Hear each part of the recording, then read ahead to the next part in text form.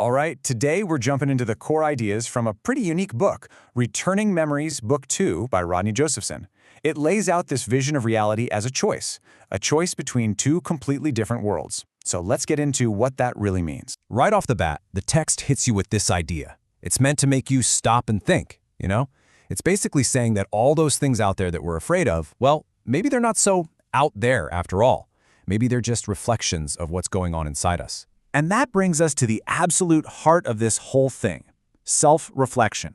The author's big idea is that the world isn't something happening to us, it's a mirror of us. Our biggest fears, our biggest monsters, they actually start right here, inside. So the book frames our reality as this constant tug of war between two different systems. On one side, you've got what the author calls Caesar's world. Think of this as all the complex, man-made rules of our modern society. And on the other side, something the source calls God's law, or universal law, a handful of simple, timeless principles. Okay, let's dive into Caesar's world first. According to the source, this is the world we're all living in right now. It's a system built on rules that aren't always what they seem, on control, and on what the book describes as a massive, convincing illusion. The author says this world operates in 4 stages, a kind of downward spiral he calls the 4 Ds. It all starts with deceit, which hides the truth. That leads to division, which pits people against each other. From there, it escalates to destruction of the natural way of things, and it all ends in a kind of death, not just physical, but spiritual too. And to show how this all works, the author points to some specific examples. Things like media stories designed to manipulate us, conflicts that are stirred up on purpose, engineered diseases, and even, and this is a wild one, a kind of higher education that the book claims actually keeps us ignorant to make the system easier to control. Now, the source has a really sharp take on AI. It doesn't see it as just some neutral technology. It defines AI as the sum total of all human thought, and that includes all of our mistakes, our biases, and our deceptions, with no real way to tell what's true and what isn't. So the argument here is pretty simple, really. AI can only ever be a reflection of us, of the ignorance of man.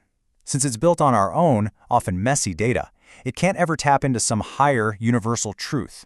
It doesn't have a conscience. It just has a library full of our stuff. This chart from the book really makes the contrast clear. See, Caesar's law is complicated. It's external. It comes from governments, and it's enforced by courts. But God's law? That's presented as simple and internal. It comes from your own conscience and is enforced by, basic cause and effect. The author really frames it as a choice. Do you want the man-made maze or the straight, simple path? And then the source asks you to think about this. Seriously, think about it. In this world governed by millions of laws and statutes, have you ever been sat down and told about all the contracts you're supposedly a part of? The text suggests that this lack of clarity isn't an accident. It's a feature. So, if Caesar's world is a maze of hidden rules, what's the alternative?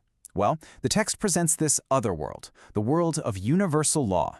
And this isn't described as a new system you have to go out and learn. It's a simple core truth that you just have to remember. The rules of this universal law are incredibly simple, and I bet they sound familiar.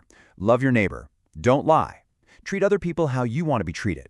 And the law of sowing and reaping. What you put out is what you get back. The author argues that at the end of the day, these are the only laws that really count. So, the big question is, right? How do you get from that world of illusion to this world of truth? The source calls this journey an awakening.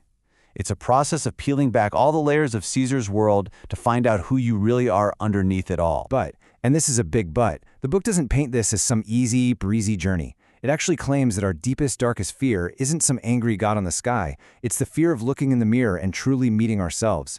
The only wrath we face, it says, is just our own actions coming back to us. The author actually maps this journey out. He calls it climbing through the 7 eyes of God, which are really levels of awareness. It starts with Lucifer, and he's using the original meaning here, Lightbringer, which is that first spark, that moment you realize something is off.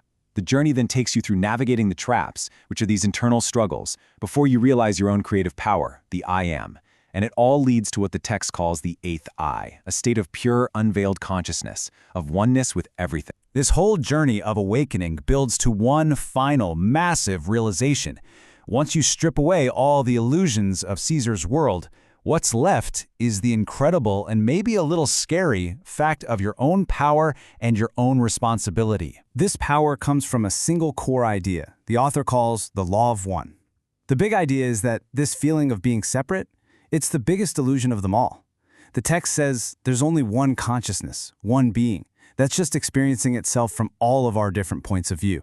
We're all just parts of a single whole. And this brings everything full circle. There's no judge waiting for you up in the clouds. According to this way of thinking, you are the storm. You are the consequence of your actions.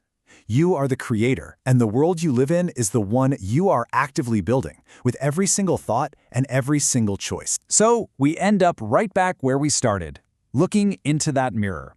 The whole philosophy of returning memories ultimately points the camera right back at us.